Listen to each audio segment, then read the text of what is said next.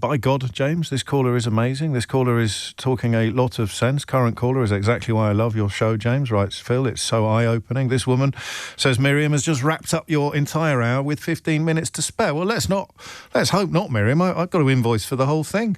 Laurie brought a discerning historical concept to an age-old problem, James. Men, writes John in Edinburgh, and the psychology of in-group and out-group dynamics, writes Yvonne, as explained by the psychologist Henri Tajfel. Firstly, I want to say, with the greatest possible respect, it's 10:42, and we've had 42 minutes of listening to men talk to each other. Only two men. It's my fault. That it's not a selection. It's just I interrupt too much, and I talk too much. So I'll shut up for a while and let you fill as much time as you want. Hashtag not all men. Not all men. Okay.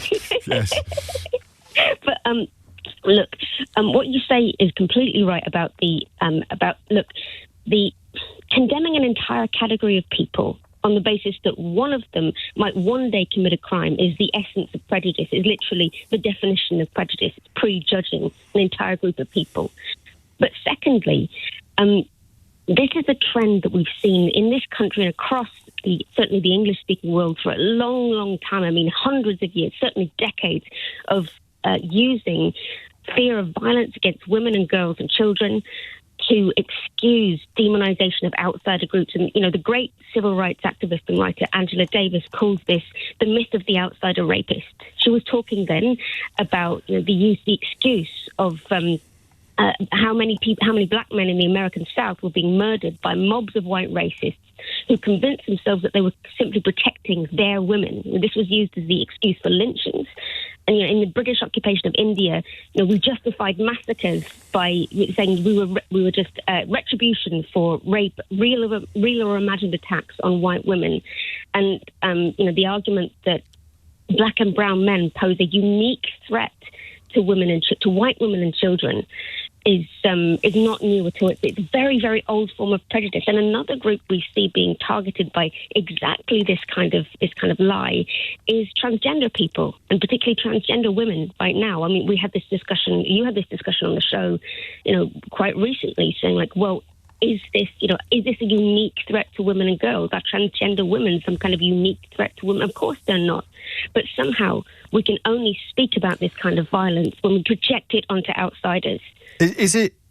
I mean, I don't know if generous is quite the right word, but is it because it somehow feels so trying to deal with all male sex abusers feels like an unclimbable mountain? But if you break it down, so I'm not coming from a place of sympathy, but a place of seeking to understand people that I find hard to understand. I present it to you as fixable. We can deal with these M&Ms or these Skittles. There's no way we can deal with all the sweets in all the world. But hey, look, there's some Skittles here that we can excise from our diet. Let's just do that. And it becomes a bit easier to understand, perhaps. Absolutely. And look, there are quite a few women in some of these racist and homophobic, transphobic movements who have found, one way in which they're finally allowed to speak about real violence that they've seen and suffered in their lives, about because violence against women and children is a real thing, and yet somehow, finally, by some miracle, everybody who dismissed it for years and years and years suddenly seems to care about it when we're blaming it on outsiders.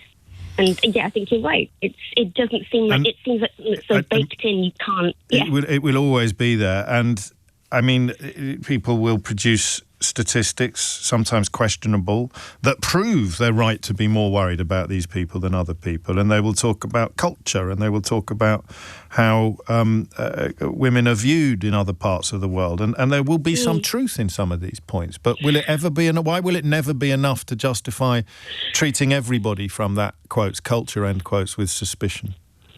Well, because we believe in innocence until proven guilty, I suppose. I'm not sure it's that. Go on. Unfortunately, I think that's a quite generous and optimistic. But one of the things, I mean, if you look at history, the crime of rape was first understood not as a crime against a person, but as a crime of property. The crime was done by the other man against the man who technically owned that woman. It's about, the word is chauvinism. It's an out-of-fashion word. But you see people talking about our women. Those people aren't allowed to attack women are women. Only we are. It's about territory, about property. Blimey. Who is allowed to? Honestly, this is the attitude I've seen. I've been doing activism in this kind of area for a very long time. And that would explain why. I mean, I don't know if anyone ever dug into how disproportionate it was, but there were certainly many cases of people in the EDL being found guilty of precisely the sort of crimes that they claimed to exist to resist when they were committed by people of different backgrounds. I mean, that's horrible. I wish I could push back, but I don't have the knowledge or experience to push back, and you do, as you say. The idea that no, these crimes are fine when they're committed by one of us. Hey, look, if it's a powerful, rich white man boasting about grabbing women by the vagina, then that's just locker room talk, even though, we've got no reason to believe he was lying. But if it's somebody who's just come over here on a small boat doing it, then let's just set fire to his home and stuff all the people in it. It certainly fits the facts as they are available, but it's very, very bleak. Fascinating call, Laurie. I hope you ring me again. Thank you.